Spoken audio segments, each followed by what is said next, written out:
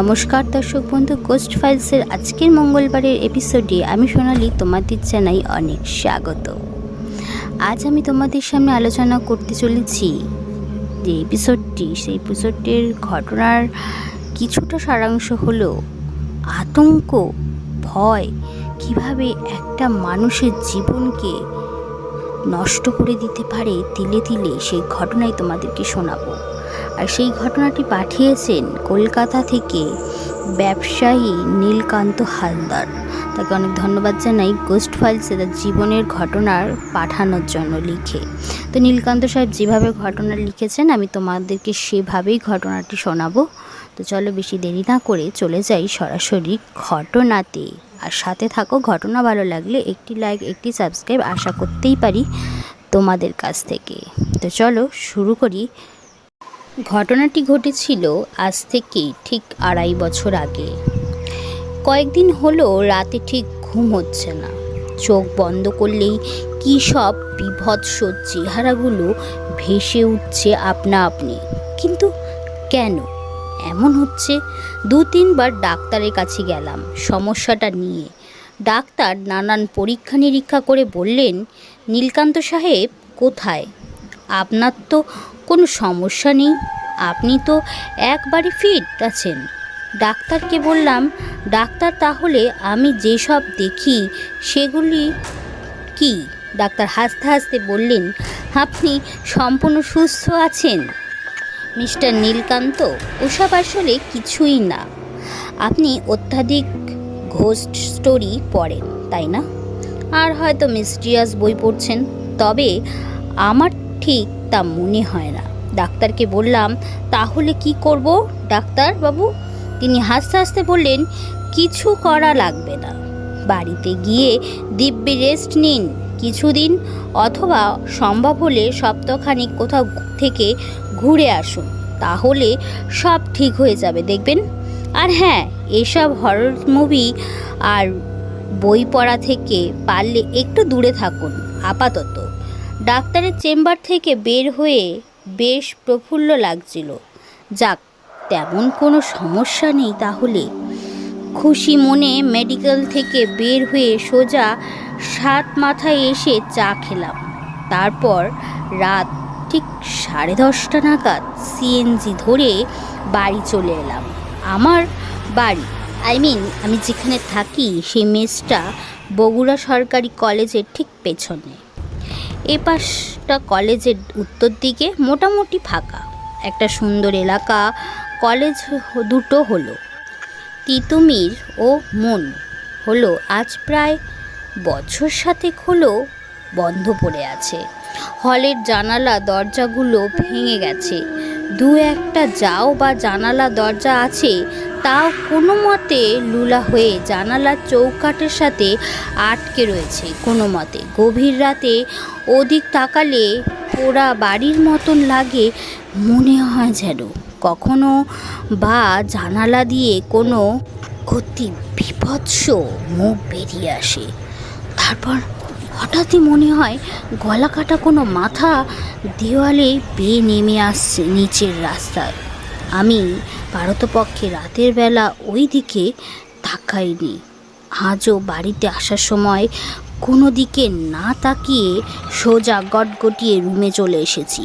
যাই হোক, রুমে এসে দেখি আমার বন্ধু সিরাজ রুমে নেই। মেন গেটের দরজার সাথে একটা চিরকুট ঝোলানো রয়েছে। অবাস্তব, তাতে লেখা আছে, আজ রাতে আর আসতে পারবো না রে ভাই, কষ্ট করে আজ রাত একা একাই থাক। না হলে একা থাকার আমার কোনো আপত্তি ছিল না। এর আগে মাসের পর মাস একা একা আমি ওই বাড়িতে থেকেছি, ওটা কোনো সমস্যা ছিল না। কিন্তু সমস্যাটা ইদানিং মেসে সবাই থাকতেও একা একা রুমে আজকাল যেন ভয় লাগে। যেখানে পুরো মেসে আজ আমি একা, সম্ভবত গাটা যেন হঠাৎই ছমছম করে উঠল সেই সময়।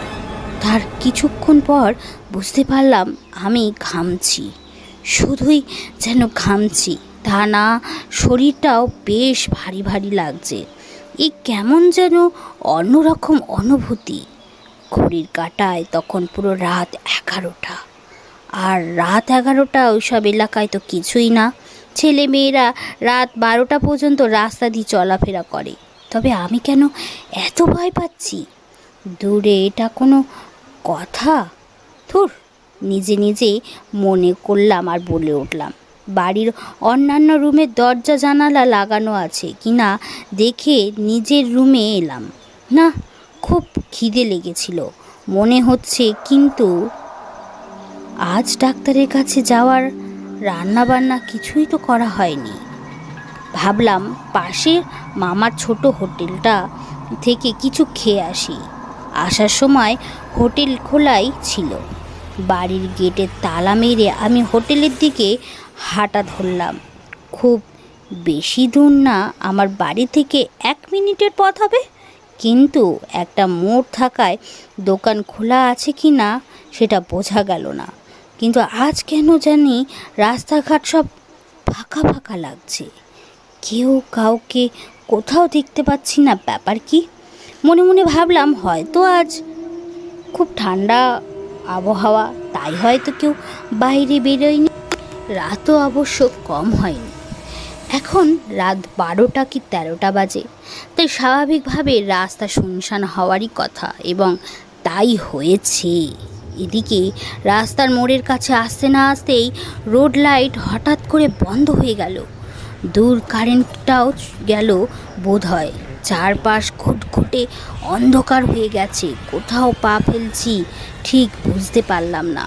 তার কিছুক্ষণ পর চোখ আপনা আপনি আবার শুয়ে নিল। এখন বেশ দেখা যাচ্ছে। মোড়টা পার হতেই দেখলাম মোহরবাবুর হোটেল বন্ধ। ধুর, এটা একটা কাজ হলো। এদিকে পেটে যেন রাক্ষস ঢুকেছে।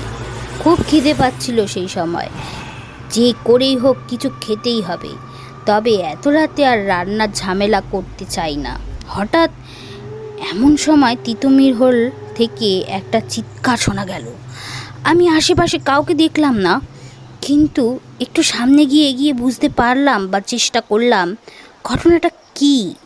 যদিও মনের মধ্যে একটা দূর দূর ভাব রয়েছে, তবুও এগিয়ে গেলাম। আওয়াজ লক্ষ্য করে সামনের দিকে একটু এগোতেই হলের 3 তলার একটা জানালা ধপাস করে মাটিতে আছড়ে পড়ল। আমি স্পষ্ট দেখতে পেলাম পূর্বে রুমটা 2টা জানালার মধ্যে একটা জানালা মাটিতে পড়েছে আর অন্যটা ঝুলছে। আমি আর দেরি করলাম না, তাড়াতাড়ি বাড়ির দিকে হাঁটা ধরলাম। আর বাড়ি গিয়ে পাশের মেসে কাউকে ডেকে নিয়ে যাব এমনটাই স্থির করলাম। বলতে গেলে একটু দৌড়েই নামতে হলো। সামনে এলাম, মেসের দরজায় টোকা দেব, কিন্তু কোথা থেকে যেন একটা কালো বিড়াল এসে পথ আটকে ধরলো আমার। আমি এগোতে চাইলাম, বিড়ালটা আমার 2 পায়ের মাঝখানে আষ্টে পৃষ্ঠে জড়িয়ে ধরলো। কিন্তু আমি জানি রাতের বেলায় 2 পায়ের ফাঁকা দিয়ে বিড়াল যাওয়া ভালো লক্ষণ না, এতে মৃত্যু নাকি অসম্ভব। এদিকে ভয়ে আমার আত্মারাম খাঁচা ছাড়া আমি যে চিৎকার করব তাও করতে পারছি না।